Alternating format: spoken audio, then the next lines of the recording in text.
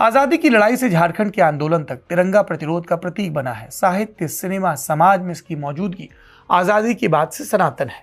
अब 9 अगस्त से 12 अगस्त तक हर घर तिरंगा अभियान चलाया जा रहा है। कश्मीर से कन्याकुमारी तक, गुजरात से अरुणाचल तक देश को तिरंगामय बनाने के प्रयास होते हैं। फिर 15 अगस्त को तो तिरंगा फहराया ही जाता है।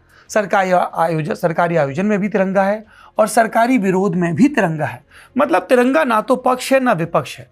तो इन 3 रंगों का हमारे आपके लिए आखिर क्या संदेश और क्या मतलब, इसकी हिस्ट्री क्या है? किसी राष्ट्र के मूल्य, आकांक्षा और इतिहास का विजुअल नैरेटिव है झंडा। मनोविज्ञान में बहुत विचित्र बात है वो ये कि जटिल भावनाओं और दिमागी आइडिया को आसानी से समझाने में अगर इंसान सबसे ज्यादा किसी एक चीज पर भरोसा करता है तो वो है अमूर्त आकार। सुनने में अजीब लगेगा लेकिन यही सच्चाई है। झंडा एक ऐसी ही सच्चाई है। सामूहिक पहचान, भावना या संवेदना को प्रस्तुत करने में भी झंडे जैसे प्रतीक प्रभावी माने जाते हैं। इतिहास गवाह है, व्यक्ति, कुल, कबीला, राज्य या राष्ट्र के गौरव का सामूहिक प्रतिनिधित्व झंडा करता है, एक निशान करता है। झंडे के महत्व को समझने के लिए आपको एक ऐसी जमीन पर ले चलता हूं जहां दर्शन, मनोविज्ञान, समाजशास्त्र, राजनीति शास्त्र, साहित्य आदि इत्यादि एक जगह इकट्ठे होते हैं। इसे समझने के लिए खास प्रणाली है जिसे संकेत विज्ञान कहते हैं, अंग्रेजी में सिमियोटिक्स। ये सिमियोटिक्स क्या सिखाता है? इसे समझने के लिए 3 चीज लीजिए, कोई चित्र, उसे बुलाने के लिए बनाए गए नाम और उसके गुण। बिजली कौंधी होगी दिमाग में, लेकिन हमारी पूरी जिंदगी ऐसे ही बिजलियों से भरी पड़ी है। माँ, पिता, भाई, बहन, दोस्त, दुश्मन, प्यार, नफरत, जेंजी, ये सब नाम हैं, शब्द से बने हैं, लेकिन इन सब का एक अर्थ है। जैसे ही हम नाम लेते हैं वैसे ही वो अर्थ हमारे दिमाग को घेर लेता है। शब्द का पूरा इकोसिस्टम है, प्रोटोकॉल है, सब कुछ फिर उसी के मुताबिक चलने लगता है। ट्रेनिंग है तगड़ी, जरा सी चूक का मतलब भारी गड़बड़। विश्व के महान दार्शनिक फर्नांडो दे सौसुआर, उन्होंने इस पूरे सिस्टम को बहुत मन लगाकर समझाया। उनके हिसाब से देखें तो पूरी दुनिया सिग्निफायर यानी कि संकेतक, और सिग्निफाइड यानी कि संकेतित, और सिग्निफिकेशन यानी कि अर्थ निर्माण से बनी है, और इनके बीच के रिश्ते समाज और संस्कृति के द्वारा तय किए जाते हैं। तो किसी राष्ट्र के इतिहास में झंडे का भी यही महत्व है। प्रसिद्ध समाजशास्त्री एमिली डर्कहाइम की एक थियरी है कलेक्टिव एफर्वेसेंस की, यानी इंसानों को एकता के एहसास के लिए सामूहिक प्रतीक और चिन्ह की जरूरत होती है। राजनीति शास्त्र में एक शब्द इस्तेमाल होता है इमेजिन्ड कम्युनिटी, जिसके जनक हैं बेनेडिक्ट एंडरसन। इसका अर्थ उनकी थ्योरी में एक ऐसा समाज या समूह जो एक दूसरे से अनजान है पर एक साथ है। इतना बड़ा देश, इतने लोग, इतनी भाषा, संस्कृतियां एक दूसरे से परिचित नहीं पर आपस में जुड़े हैं, और उन्हें जोड़ने का काम करते हैं प्रतीक। विविधता में एकता, एकता में विविधता, भावनाओं का ऐसा जोड़ जो तोड़े से नहीं टूटता। दुनिया की ये सबसे चमत्कारी और ताकतवर गोंद है। सभ्यता और समाज की शुरुआत से आज तक झंडा संप्रभुता की पहचान है। देश, सेना, संगठन सबको एक इंस्टेंट आइडेंटिटी देता है। अदृश्य लोगों की भावना, इतिहास, भूगोल, संस्कृति का ये एक माइक्रोचिप है। युद्ध के मैदान में सेनाओं की पहचान से इसकी शुरुआत हुई थी ताकि हम दुश्मन को मारें, दोस्त को नहीं। वक्त गुजरा तो शांतिकाल में भी वही ध्वज गौरव का प्रतीक बना। जैसे जैसे समय बदला, दुनिया करीब आई, पहचान का महत्व बढ़ा, झंडा महत्वपूर्ण हो गया।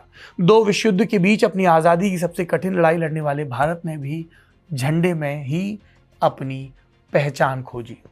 1906 भारत का पहला गैर सरकारी राष्ट्रीय ध्वज फहराया गया। जगह थी कोलकाता का पारसी बागान स्क्वायर। इसमें 3 हॉरिजॉन्टल पट्टियां थी, ऊपर हरा, बीच में पीला और नीचे लाल।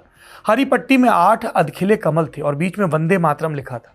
लाल पट्टी में सूरज और चांद सितारे बने थे। यहां से झंडे की यात्रा शुरू हुई। फिर 1907 में पहले पेरिस और फिर जर्मनी के स्टटगार्ट शहर में ये यात्रा नजर आई। बीकाजी कामा अपने क्रांतिकारी साथियों के साथ झंडा फहराती हैं। 3 क्षैतिज पट्टियां, सबसे ऊपर की पट्टी में 8 अधखिले कमल की जगह सप्तऋषि का प्रतीक 7 तारे। 10 साल बाद 1917 में जब होम रूल आंदोलन शुरू हुआ तो एनी बेसेंट और लोकमान्य बाल गंगाधर तिलक ने भी इसे फहराया। फर्क यह था कि इसमें 5 लाल और 4 हरी पट्टियां थी, हॉरिजॉन्टल। सप्तऋषि वाले 7 तारे थे, लेकिन उनके ऊपर बाएं कोने में ब्रिटेन का यूनियन जैक और एक तरफ आधा चांद और तारा बना था। देखिए ये झंडा कैसे अपनी जन आकांक्षाओं, अपने वक्त और अपने वक्त की राजनीति का प्रतिनिधित्व कर रहा था। फिर 1921 में पिंगली वेंकैया ने झंडे का डिजाइन तैयार किया। इसमें 2 रंग थे, लाल और हरा, जिसे हिंदू और मुस्लिम का प्रतीक बताया गया। विजयवाड़ा में अखिल भारतीय कांग्रेस कमेटी के सम्मेलन में महात्मा गांधी को यह दिखाया गया तो उन्होंने कहा, बीच में सफेद पट्टी लगाओ, उसमें चरखा बनाओ। सफेद इसलिए ताकि अन्य समुदायों और शांति को प्रतिनिधित्व मिले, चरखा आत्मनिर्भरता का प्रतीक बने। 10 साल बाद 1931 आते आते राष्ट्र की पहचान और उसका ध्वज काफी क्लियर हो चुके थे। कराची में कांग्रेस का अधिवेशन था। तिरंगा फहराया गया, रंगों को धार्मिक पहचान से मुक्त किया गया। भगवा शौर्य का प्रतीक बना, चरखे के साथ सफेद सत्य, शांति और प्रगति का प्रतीक बना, और हरा विश्वास और समृद्धि का।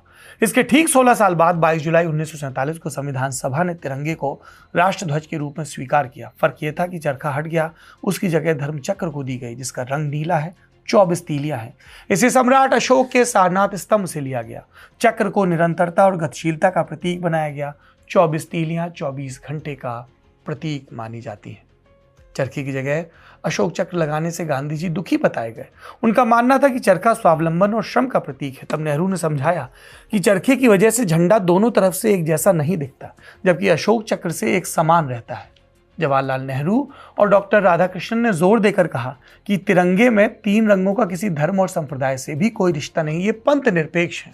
बिना विवाद के संविधान सभा में इसे स्वीकार किया गया। आजादी के बाद तिरंगे को लेकर जो सबसे बड़ा विवाद फिर सामने आया वो है राष्ट्रीय स्वयंसेवक संघ के लिए इसकी मान्यता। कांग्रेस हमेशा आरोप लगाती है कि संघ तिरंगे को मान्यता नहीं देता। वर्ष 2002 से पहले संघ मुख्यालय में तिरंगा नहीं फहराया जाता था। संघ इससे इनकार करता है। उसका कहना है कि 1925 में जब आरएसएस की स्थापना हुई तब संस्था ने जो ध्वज अपनाया उसका रंग भगवा था, जिसे वो सनातन का प्रतीक मानते हैं, जिसमें सभ्यता, संस्कृति, त्याग, शौर्य और सभ्यता का प्रवाह सम्मिलित है। दावा कि 1947 में संघ के मुखपत्र ऑर्गेनाइजर में कुछ संपादकीय लेख छपे जिसमें राष्ट्रध्वज के लिए तिरंगे की जगह भगवा की वकालत की गई। संघ की ओर से अघोषित रूप में दावा किया गया कि तिरंगा के 3 रंग सांप्रदायिक संतुलन का प्रयास है, धार्मिक तुष्टीकरण जिसका विरोध आरएसएस हमेशा से करता रहा। वो सदा विराट हिंदू पहचान का पक्षधर रहा है।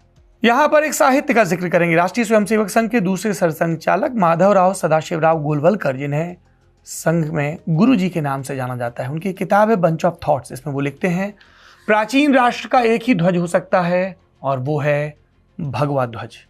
लेकिन अब स्थिति स्पष्ट है। मौजूदा संघ प्रमुख मोहन भागवत एक नहीं कई जगह और कई बार ये कहते सुने गए कि तिरंगे से विरोध नहीं है, बल्कि इसकी आन बान शान के लिए सबसे बड़ी कुर्बानी देने वालों की लिस्ट में संघ सबसे आगे है। जहां जहां इस ध्वज के सम्मान का प्रसंग आता है, हमारा स्वयंसेवक अपने प्राण भी देने के लिए अग्रपंक्ति में रहा है और रहते रहेगा। 15 अगस्त 1992 में एक फिल्म रिलीज हुई थी, नाम था रोजा। मणिरत्नम ने बनाई थी, भाषा तमिल थी। 1993 में हिंदी में भी आई। फिल्म में एक दृश्य है जिसमें हीरो कश्मीर में है, आतंकवादी उसे अगवा करते हैं, उसके सामने तिरंगा जलाने की कोशिश करते हैं। जान की परवाह किए बिना हीरो तिरंगे पर लेटकर लुढ़कता है, आग बुझाता है तिरंगे को बचाने के लिए। बैकग्राउंड में गाना चलता है, उजड़े नहीं अपना चमन, टूटे नहीं अपना वतन, गुमराह ना कर दे कोई, बर्बाद ना कर दे कोई, मंदिर यहाँ मस्जिद यहाँ, हिंदू यहाँ मुस्लिम यहाँ, मिलते रहें हम प्यार से यारा, सबसे प्यारा गुलिस्ता हमारा है। गाना पीके मिश्र का लिखा है, संगीत AR रहमान का है।